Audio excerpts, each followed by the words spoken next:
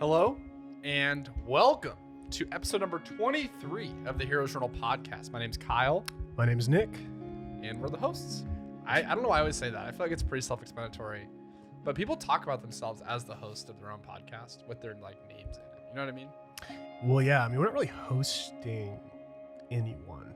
Do you think that you can be a host on a podcast that doesn't have? You never have any guests. That was my next question. Should we have a guest? I'd love to have a guest at some point. I just don't want you to be the host and I'm the guest, or I'm the host and you're the guest. What if we're hosting each other? I don't know. I don't know if you can do that. Why not? That's called equity. Oh, I feel like to be a host, you have to have a guest, right? Maybe. I'll write a letter to Hostess. This is brought to you by Hostess. Boom. That'd be a great ad. That would be a really good. That'd be a good ad. Cool. So today we talked about this a little bit beforehand. This is no longer a Kyle just asked Nick a random question. We talked about this beforehand, but we didn't talk much about it. But the thing I wanted to talk about today was storytelling as a business. The lore as it pertains to our business and some of the fun things. And I kind of just wanted to pick your brain on what are some of the aspects of the business that we've built that are your favorite lore pieces. Like maybe it's specific characters, specific places, and some of the worlds that we've explored. But first, I want to talk about storytelling and what it looks like and what you think about it as it relates to our relationship with our heroes and our relationship with our heroes and the product that we sell, and the storytelling side of it. Wow. It's a big question. Yeah. Okay. So storytelling is obviously very important.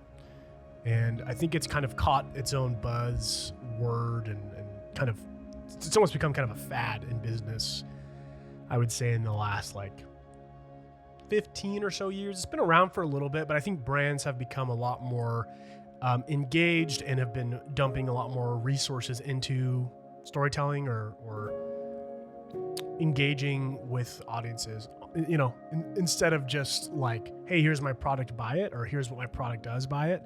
It's a lot more of an enticing story that I think good brands who do it well make, this is very meta for us to talk about, but they make their customers the hero of this story, which I'm not sure if that totally makes sense. The first thing I think of is I think it's Campbell's, or maybe it's Chef Boyardee. SpaghettiOs? I don't know. There's that soup commercial where the soup rolls. Talking about? Yeah. They're in the supermarket, the mom and the daughter, and she's like, what is it? Is it Chef Boyardee? It could be. I don't know. It's the soup. It's some kind of canned soup, and she's like, oh, I want this, and the mom's like, not tonight. She's like, but I love the soup, and then they go away, and then the can comes off the shelf and it rolls to their house, and then she's like, yeah. So that tells a whole story. It tells us this journey of there's an act 1, 2, and 3, and it's a 15, 30-second commercial or something like that. And so brands have had to work a lot harder and be a lot more clever about, how they're telling the story and making sure that the customer feels like the hero. Yeah. And that their product is just helping them along their story. So that I would say is the first 30,000 foot view of the importance of storytelling. Yeah. We tended to really double down on that because our product is literally about making you feel like the hero of your story. So we hit that probably too hard on the nose. Yeah. But, well, I think about the basic equation of entrepreneurship is that you have to find a problem and you have to find a way to create value that solves that problem profitably. It's that if you broke it down, that's kind of what entrepreneurship is. Yeah. I wouldn't even say profitably. I'd just say solve a problem. Yeah, I guess if you want to continue to run a business, it has to be somewhat profitable, unless you're one of these tech companies that doesn't actually make money. But one of the biggest companies in the world. We're just gonna talk about companies that are that we relate to. That's true, but that part is weird. It's weird that the current model of entrepreneurship. I don't know. I feel like not a lot of people know this. You take the top. Probably the top 100 startup companies. I'm not talking Coke or any of these giant legacy brands. I'm talking about Allbirds, a shoe company who recently put out their S1 to file for an IPO. It turns out they haven't turned a profit, and they're their valuation is in the billions. They sell shoes that are environmentally friendly and everyone in Silicon Valley wears them. And I have a pair. But like the whole time I'm like, this is a great brand. They're really growing.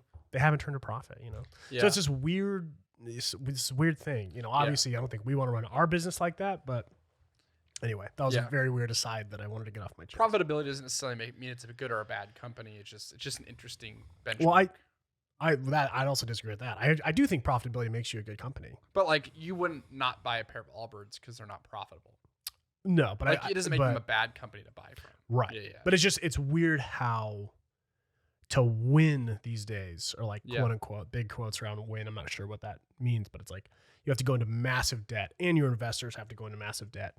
And all your stakeholders, you know, just to IPO and eventually turn a profit. It's just really interesting, you know, because that specific example is also interesting because it's a physical product company. It's direct to consumer. Yeah, that one, it is weird in that particular scenario. Yeah. It's mostly these tech companies that have these massive, like... It's modeled like a tech company. Yeah. Which is, I think, why they're probably having a difficult time. Yeah. But I don't know. There's much smarter people involved in that than me. So anyway, that was a very odd aside. But to your point, being an entrepreneur is simply finding a problem that you think you can find a compelling solution for. Yeah, and the compelling part of it, this is where the storytelling aspect comes into where I was going with the equation, is the compelling part of it isn't that someone has to identify that problem in their life. It's like, I don't have shoes, now I want Allbirds. Like, it's this narrative around the problem that makes someone feel like this is important. So it's like, I'll use us for example, because that's one I can speak the best to. Someone may not wake up and think on a Tuesday, like, I'm not the hero of my story. Yeah. Someone's not going to initially think that. Maybe they're not excited about going to work, or maybe they don't love the situation they're in. Yeah. But their first thought isn't like Legolas. Their first thought is like, I don't want to. I have to pay rent. Yeah. And I don't want to go to my job. Yeah. So there's a little bit of storytelling involved where you can kind of paint the picture as life is now versus what life could be if we imagine ourselves as heroes. And there's a buy-in that only a story can get. Because if I told you what the Hero's Journal was, you wouldn't be compelled. Yeah. Because you're not thinking about this disparity between what this product can offer you and the lifestyle that you'll have after you start using it. Yep. And where you are now. You're not creating that distance. So it's like you wake up and you're like, oh, and then you go on Instagram and you see an ad that says 91 unique daily pages. Yeah. 110 GSM ivory note paper. It's like beautiful cloth cover with gold foiling. You'd be like, scroll. Yeah, you're like, all right. And then, but if you go, you open up your phone and you see an ad and it was like, today wasn't very fun.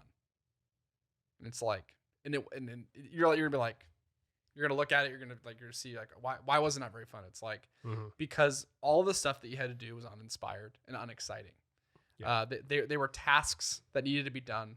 They were worthy objectives, but there was no frame that made it feel like we were developing as humans. So on and so forth. Like one of them is way more compelling. Yeah. And I actually didn't even tell you what it was yet, right? But I have to get you to admit that you care about this problem or this. Yeah. Therefore, therefore the value is there. It's true. You know, this is actually one of the best ads I've probably seen in the last, like, I would say 3 months. I was on TikTok the other day, and it blew my mind how good of an ad this was. This guy who I think he's maybe semi-popular on TikTok, but he's like a double amputee. I think that means both your legs are, I think so too, missing or whatever. So I think from the knee down, he was an amputee. So he was like sitting in this chair, and he was showing. I think he's an athlete too, because he has like I don't know what they're called, but like you see him in the Paralympics or whatever. Like you know what I'm talking about? It's a track thing. Yeah, like prosthetic legs. Yeah, is that what they're called? I don't know if there's a specific name for like the ones you put on when you're running. Yeah, they almost look like the blades. Yeah. So anyway, he was like showing those off, and he was like, "Hey, what's up? My name's whatever." This is an ad, by the way. I didn't even know it was an ad. I'll tell you when I figured it out. So he's like, you know, I'm really blessed that prosthetics have evolved as far as they have. It's pretty incredible. He's like, and out of curiosity, I went back and I went to go research what other prosthetics look like. So we showed this picture of like the very first prosthetic like foot, and it was like a piece of like leather, and it was all sewn together, and it looked really weird. And He's like, and then there was this piece, and it showed this lady, and she was covering her face, and it was like a very old photograph, and she had a full-on wooden leg. And he was like, it's really sad. She was ashamed to be an amputee, and she didn't even want to show her face, so she covered up in the picture, and her, prosthetic was like probably solid wood, so it was really heavy and stuff. And so he's like talking about the history of, like, I guess, amputees and like how that's become, they've kind of come a long way, and he's more accepting of his condition, and he's able to do more because prosthetics and stuff like that. And so he talks about that whole thing. And I'm like, wow, that was like really educational. I wasn't expecting to see it on TikTok. And then he's like, I learned all that because I was really curious, and I went to go learn about the history of it. He's like, and if you're ever curious about the history of something, you should watch the History Channel. And it was an ad for the History Channel. Wow. On TikTok. And That's I so was like, I couldn't believe it. I was like, this is such a good ad. And it's insane how hooked I was. Usually you know when you're watching an ad. Yeah. That was like one of the best, like, they call it native, right? Like native to the platform. One of the best native advertisements I've ever seen. Yeah. I was like, holy crap. So anyway, that's, if History Channel came on and they showed, I don't know, what does History Channel show? Aliens or ancient aliens or something, I'd be like, whatever, and I'd skip past it. But they spoke a language that I can understand, which is like a story, because I'm curious. I like history. Yeah. And I'm like, good on you, History Channel. Yeah. So anyway. This isn't like 100% organic conversation. I started a book this morning called Stories That Stick, and I'm only 7 pages in, but like so far this book's got me hooked. I was talking to you about this earlier. Yeah. And I'll tell you the story that they start the book off with, because I can't stop thinking about it. So the author and her husband are in Slovenia for Thanksgiving. So it kind of paints the picture of being in Slovenia, and they don't obviously celebrate Thanksgiving, but they were celebrating like the beginning of the Christmas season, or the holiday season rather. Yeah. And so it's very festive, and they're walking around. She's with her husband, and her husband is a lot like me. Like, I don't shop, I don't look at things, I just like go to the place, I buy it, I leave. And I'll only buy something if I really, really want to. It's like I rarely like impulse buy. And she explains her husband a lot like that. Very much like she's like, you want to go in here, and he'll just like keep walking and not even like acknowledge it. Wow. And then finally she sees this pair of shoes, and she was like, I love this pair of shoes so much. So she like convinced, and she pleaded to have her husband go in with her into the store. And he like kind of nestled himself into the corner, and she was looking at these shoes, and she like got close to him. She didn't really like him very much. And so she went over to her husband. But as she was approaching her husband, there was a salesperson who approached her husband, and it was a cologne salesman. And she was like, fat chance, right? She was like kind of laughing in her head, like, this guy should just give up, because he's never like thought. Right. Yeah. And the salesman like starts the conversation and kind of gets like brushed off, but he keeps pushing. And he pulls like this cologne box out of the case, puts it on the table, and opens it up, and it's a bottle. And he goes, have you ever heard of, and it was like 1937 Humboldt or something like that. And he goes, no. He's like, let me tell you a story about this. And he goes, there was a young, talented, charismatic American in France in 1937. And he was walking around, and he ran into this kind of upper class, kind of like bourgeois man in France. And his first thought was like, holy cow, like this guy like smells incredible. Like he had like this insane smell about him. And this young American like was charismatic and like convinced this guy to give him a bottle of this cologne. And this guy never does that, right? Never gives out this cologne. It's like, it's his scent. He like owns it, right? Yeah. There's almost like he was rich enough to want one of one type of thing. He's like to think that there's no one else in the world that smells like him. Right. That was like his vibe and his energy. Yeah. But this young American like convinced him. But 1937, right, 2 years later, is the beginning of World War II. Yep. 1937 is very much the early beginning of World War II as well. So shipping between France and the U.S. was hard, especially because France and the U.S. also have a kind of a tumultuous relationship at that point. So, but this young guy like convinced them to do it. So what they would do is they would hollow out books, and they would like they either store them or send them, so that way they couldn't tell that it was like this high profile like thing. And was the American guy reselling them, or was he just? He was just using them for like himself. Wow. And so he goes, "Can you send one for me and Bob?" And then the salesperson goes, "You might know, like, this guy's name was John, but you might know him as Jay." And then fills it in as like JFK. It was JFK, John F. Kennedy, and like instantly the husband's like, I want this, like I have to have this, right? Yeah. He's like, this was the cologne that John F. Kennedy wore. This is a man who never wore cologne in his entire life, and he was like so bought in and so invested because like not because he loved cologne, but because he wanted a piece of history, right? He wanted to be a part of that story, and he had like this buy-in. Yeah. And I was like, that's such like an incredible way of having someone like not just see something and know what it is, but like see how their life can never go on without having that. And she was like, for the rest of the night, he just like wouldn't stop talking about that cologne. But they were sold out, so he couldn't buy it. Oh, I see. So he went back in the morning, and there was an elderly lady there working, and he like asked if they have any, like they got a new shipment in the morning. She was like, no. and then but like out of curiosity, they said like, can you explain to me the product? They wanted to kind of see. Yeah. And because they were there because the author was giving a speech to marketers in Eastern Europe about storytelling and branding and stuff like that. So they were also interested in story. So it was an interesting blend. But she was like, yeah, like it smells good. It's used, and they were like, oh, and they just like left. Right. Yeah. It's a captivating story, and it creates this bond between customer and product that wouldn't be made. Even like you can feel it, you could touch it. It could be the nicest thing in the world, but it's like that. It's the fact that it is what it is, and it means to me what it means, and the story behind it is what makes it expected. And I can't stop thinking about that. Like, so exciting. Do you think it's true? Probably not.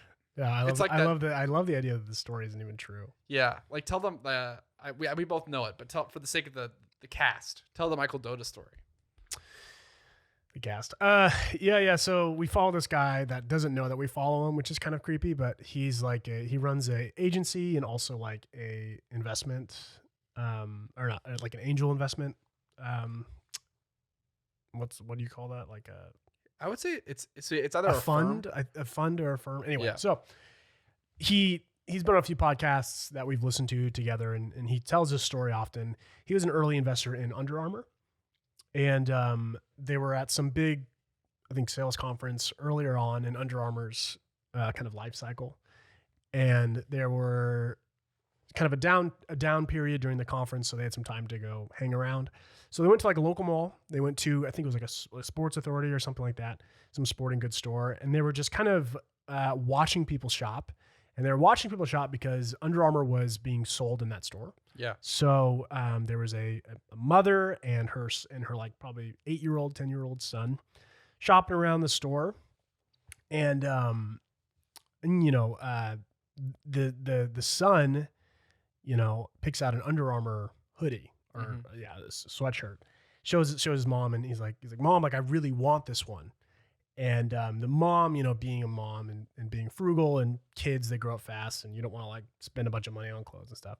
She picks out, I think it's like a Russell Athletics, you know, shirt, which for anyone who understands that space knows, like Russell Athletics, which is funny because Kyle's wearing a Russell Athletics shirt, is like the like lower tier. I think it was Russell Athletics. Maybe it wasn't.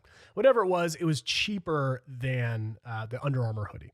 Yeah. And, you know, anyone who, you know, has been to a sporting goods store, like there isn't quite a noticeable difference, I would say, in like the quality of these things. So you're kind of, it's kind of a weird scenario, right? Because there is things that are way more expensive, things that are cheaper. Anyway.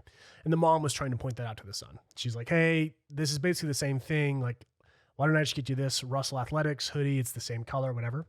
And the kid turns to his mom and said, because Mom, in Under Armour, I can do anything. That's the story. Such a good story. Really good. Yeah. And it's like that, to get a kid to believe that, like, it costs billions of dollars in marketing, and it costs, you know, years of your life and years of hard work to get that message clear and across to a customer to believe in that. And that's what I think, that's what I think is the hallmark of like a good brand that's going to be around forever, is a brand that makes people believe that they can do anything. Yeah. That they can do anything. That's the key. It's like, yeah.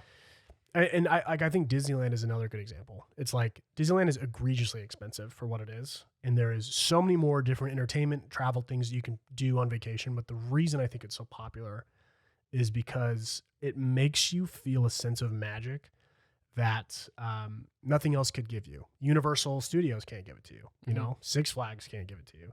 Knoxbury Farms can't give it to you. Dude, when you go to Disneyland, you're getting a specific brand of that like magic or that feeling that you're chasing that Disneyland, puts you at the center of. Yeah. It's like, I'm not selling you a product. I'm selling who you are with my product. Right. It's like, yeah. Cause if you go to Disneyland, you're not just at Disneyland, you're at the happiest place on earth. Yeah. And I believe that. And that matters to me, that this is the happiest place on earth. Yeah. Which is great branding. So great. Good job, Disneyland. Yeah. I think that the story that the Hero's Journal sells, to kind of bring it back to us. Yeah. And you can have your opinions on this. We might not be the same. We might be the same. But I think that what the Hero's Journal makes someone think, and this is what I hope it does. It's not that there are, it's not that you should keep track of things that happen in your day. It's not that like you should be grateful every day. All these things are important, but that's not what we're selling. Yeah. I think the thing that we sell is we sell this belief that the story I'm living is worth telling, even if I'm the only one listening, right? It's like that, like the things that are happening in my life are important and are interesting, and that like I matter and I'm stronger than I ever thought I was. And it's like having the Hero's Journal reinforces that, but it doesn't make someone stronger. It just makes someone recognize how strong they already were. Yeah. Which I think is a really admirable thing. It's hard to convey that, right? But we're early. Yeah. Yeah, it's true. It's something that I think we're still trying to figure out how to do. Yeah. I added this to my pitch towards the tail end of MegaCon. So for those of you who don't know, we were at a bunch of conferences. FanXCon. Do you mean the one in Salt Lake City or the one in Florida? Sorry, you're right. Yeah. I called it MegaCon this morning too. Yeah. Yeah, FanXCon. The one in Salt Lake City. I started adding this to my pitch towards the tail end. But at the end of my pitch, I would close the journal and I would show them like the gold foil. And I say like, then you get to put this on your shelf. And every time you see it, it's a reminder of your heroism. And that like, it didn't always end in like a purchase, but it always ended like in this like quiet like moment. You know what I mean? Of like, I don't know. It's weirdly powerful of like not just telling a story, but having like something that reminds you of the story. Right? You look at this right here, and you see 4 swords, you see a wooden box. Yeah. But if you finished all 4 of these journals, you would see 4 different stories of your life. Seasons of life, yeah. Which is like really powerful. It kind of has that quiet morning solitude feel to it. I don't know if that. Yeah, it's true. The question then on the marketing side becomes, how do you portray that to someone with, before they even buy it, Yeah. Because I do think our product does that for people. I really do. And I think it's a cool thing. But speaking of storytelling, what do you think are what are the storytelling devices do you think that we use inside of our product? So once someone has it, not the marketing, but like, how do you think our product helps someone tell a better story? And then B, on a really fun, light side, what are some of your favorite aspects of the stories we've told? Whether it be characters or places on the map or whatever it be. Yeah. Well, I mean, the most on the nose answer for like components in the journal that help someone tell a better story, I think are the reflection. Well, we're calling them chapters now. I really need to change that. The chapter breaks is what we're calling them. So every single hero's journal is broken up into acts. So like every story has like act 1, 2, and 3. Sometimes there's 4 acts, whatever. It depends whatever story theory you're studying. But we even went a step further and basically said, hey, every 7 daily pages, we're going to have a chapter break. And within that chapter break is going to be a place for you to level up. So like you kind of look at the sort of gains you're making towards your quest or as a person or whatever it might be. And then there's also these very narrative steeped questions that we have for you. So basically the idea there is that every single chapter break, you are learning a little bit more about the lore of the story in the journal to hopefully kind of deepen your curiosity and excitement and involvement and investment in the story that's taking place. And to ask you like a meaningful question that's going to help you in your own hero's journey. I'm extremely proud actually of the revised chapter breaks that we have in Legend of Astoria coming out. Because I think, honestly, it's the first time I think we've ever actually done what I think those chapter breaks are able to do. Yeah. And serve that function that they're able to serve. Because the Hero's Journal, I think, is really good at helping you be organized and helping you feel like you transfer that internal chaos onto a page and it's kind of like there and you feel kind of zen. But I think one of the promises that we've kind of half fulfilled and could always do a little bit more on was rounding out that narrative. Once it does go on your shelf, having those, not like there's only 14 or maybe 13 chapter breaks in there. So having those 26 or so questions in there that are like just kind of woven in that really make you consider your life as a story and yourself as the main character of that story and as the hero of that story even. And who is the villain and how have you dealt with that villain? And so like, it's not like we want to be a workbook. We don't want to be psychoanalyzing people, but you want to almost trick people into like falling in love with the magic of this thing and discovering their own journey. So anyway, I would say that's definitely where that storytelling component breaks in to the Hero's Journal. And honestly, the second part of your question, shorter answer, but I think it's actually kind of related to that. And again, same answer with the LOI re-release. I think it's the first time we've ever really done it justice, in that we've actually tied in the lore to those questions. So the story taking place, it's like we really do reference it. You know, there's like a spot in Legend of Astoria where you gets like a sword early on. It's like, this is the Astoria Swordia. Is that what it's called? Yeah. Which is pretty stupid. But we left it in there. And then like, it's kind of like a tongue in cheek way to get you to like know the name of like the thing in the lore and then to ask you a question based on that thing. So I think that's like, you deepen a little bit, you learn a little bit more about the story, and then you get to answer a question. And I think that those two components mixed together, I think will hopefully be really good experience. I'm excited. I didn't know about that. That's fun. Yeah. Who's your favorite character? If you had to get one of them tattooed on your arm, who would it be? You had to. Probably the mentor. The mentor? I think either the mentor or the Tortoise. Yeah. They're both very mentor-y characters. Yeah, they're both very much. In fact, early on, there's even mock-ups where the mentor was going to be a tortoise. A turtle. Yeah, we called him a tortoise at the time. Anyway, so yeah, I love turtles, and I've always loved the mentor character as an archetype in stories, and so it's kind of a nice like amalgamation of things that I love. So I'd probably get like a turtle mentor or something like that. Yeah. I don't know. I'd probably make him doing something kind of funny though, because it's too. I don't know. Yeah, it's interesting because like, I think my favorite character aesthetically, that we can announce is Snappy. That's right. You do like Snappy. I love the way Snappy looks. I don't really have any like deep tie to like crocodiles or alligators. Yeah. But I just like I love the way It's funny because Twig was super early. Like his giraffes are my favorite animals.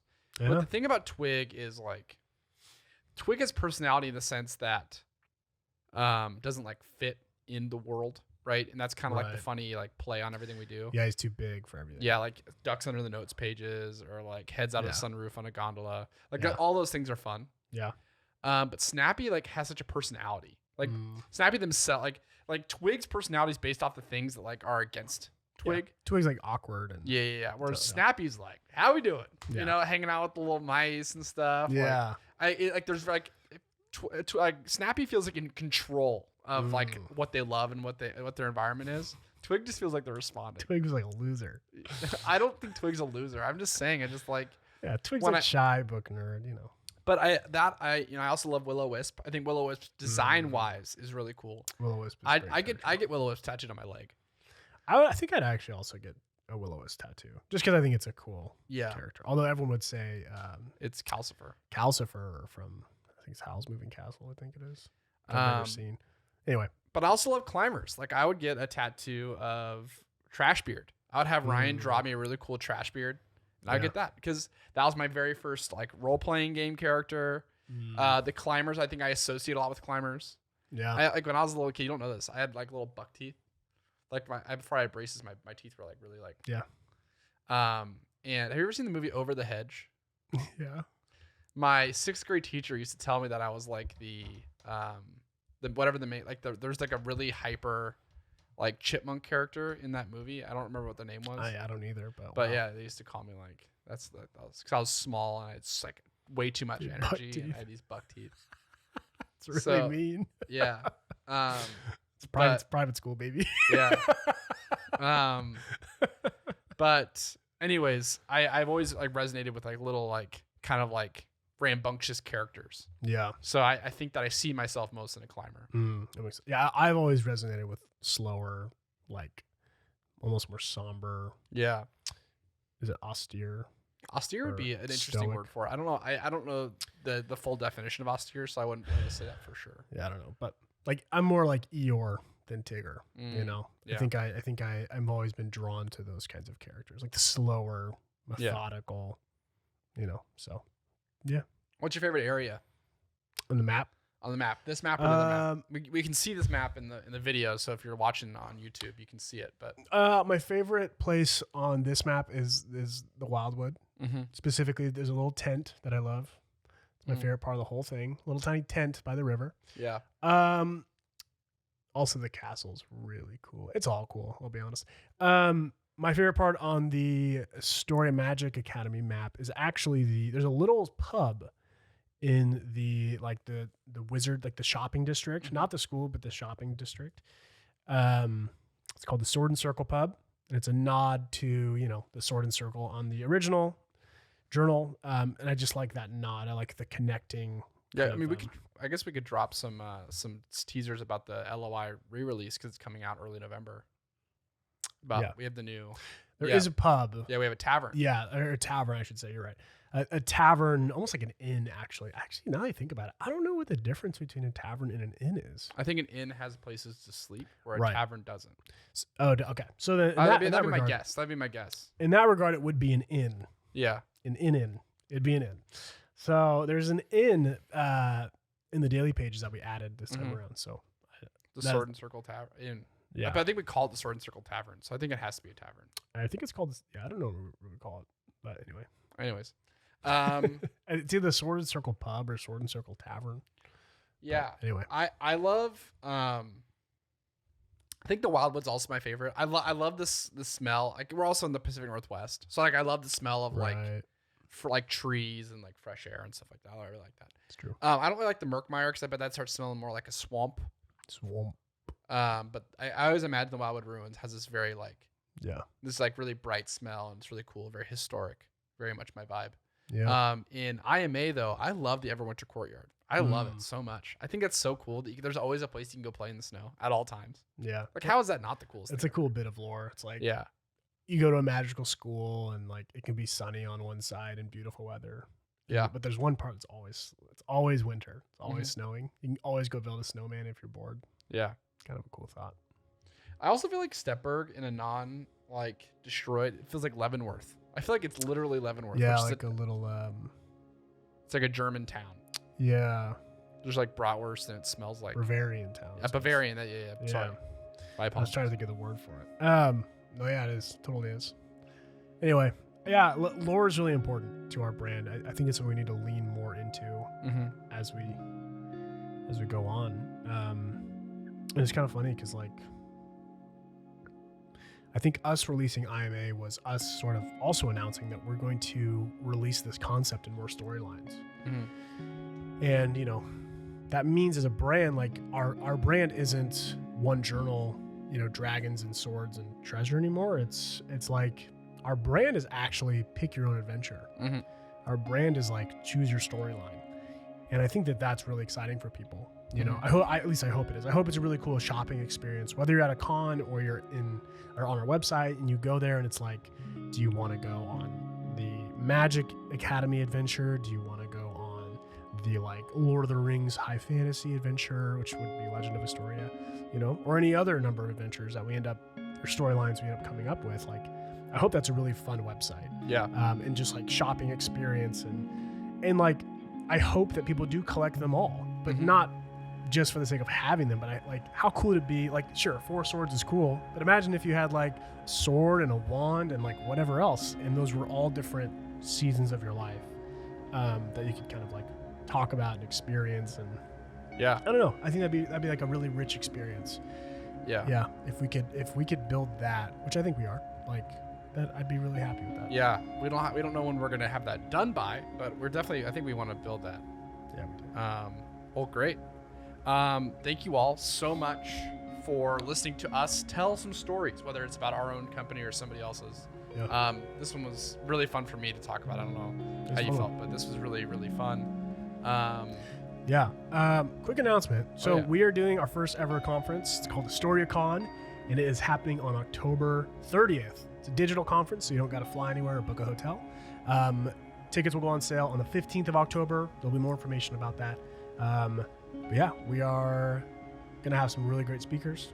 We're going to announce some huge things for the business. Huge beans. Yeah. Be spilled at that conference, and it's going to be a lot of fun. We're using a platform called Gather, where you get to make your own little 16-bit character, get to walk around our conference hall that we built, put a lot of work into it, and it's going to be cool. So you should go. Yeah. And if you want more information, you can go to our website and if you sign up for our email list, we'll be sending out updates as much as we can. And right now, if you want to, you can put your email. If you put your email in, we'll give you the first 71 pages in the first act of the journal for free. So you can flip around our journal. You can use it a little bit and see if it's for you. If you like this video, if you're watching on YouTube, you like this video, go ahead and give it a like. If you haven't already, subscribe to the channel. If you're listening to wherever podcasts you listen to podcasts, thanks for downloading it. Yeah, thank you guys so much.